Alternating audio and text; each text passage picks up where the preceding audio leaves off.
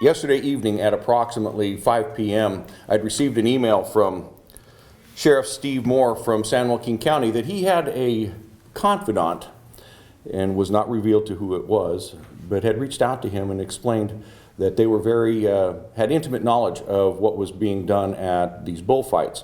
Well, with that information, we had deputies that were on scene conducting security services for this bullfight.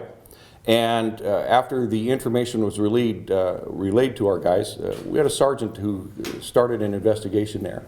Through the course of his investigation, he had a couple of deputies actually start to look at the props, I'll call them, to the event. It was later discovered, and actually after, with what the sergeant told me, they tried to disguise, hide, somehow keep us from finding these items that you see here.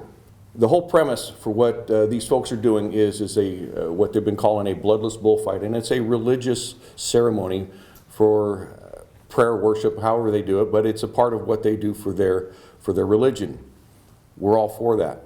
What we're not for is the impalement of any animal with these items that they have that you see here.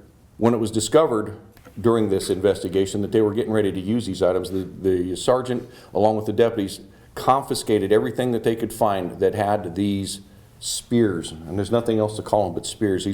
Most of these are homemade items, and there are nails driven into the tip of these, covered by a velcro band. The purpose of this is for the matador on the bull to approach the bull, and in a bloodless bullfight would use it as the velcro would attach to the bull, and everybody would cheer and they'd go through the motions of the ceremony. But what had been covered for years, and I believe this to have been going on for years, and I'm going to flat out say it, they had the wool pulled over our eyes because we had tried to investigate any of the allegations that had come up on this.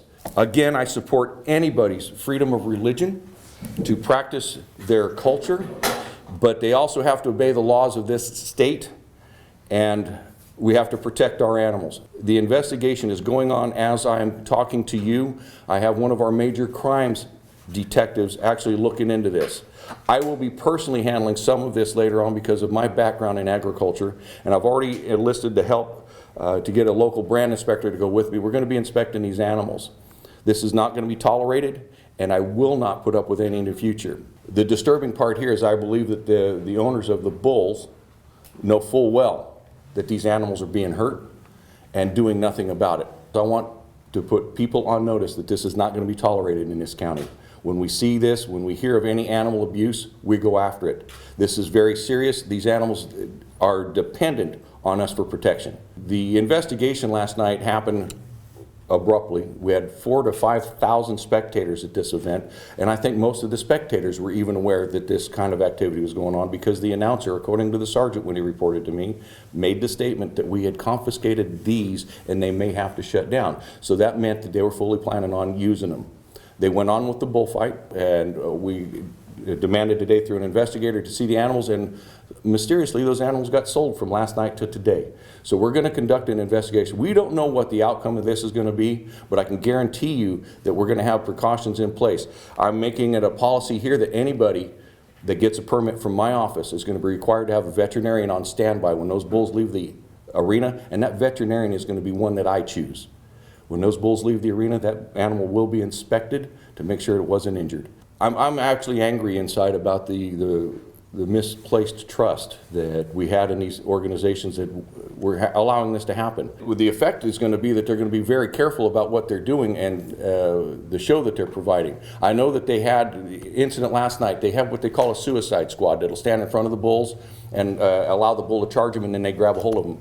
They didn't want to do that because they knew we took these spears from them, and when the whole time we're being told they don't use them. So, you know, they're contradicting their stories on us, and so we're going to double check, triple check. We're going to do everything we can to protect these animals. Look at it. It says Bloodless Bullfighting Association, and it's on a stick with a nail in it.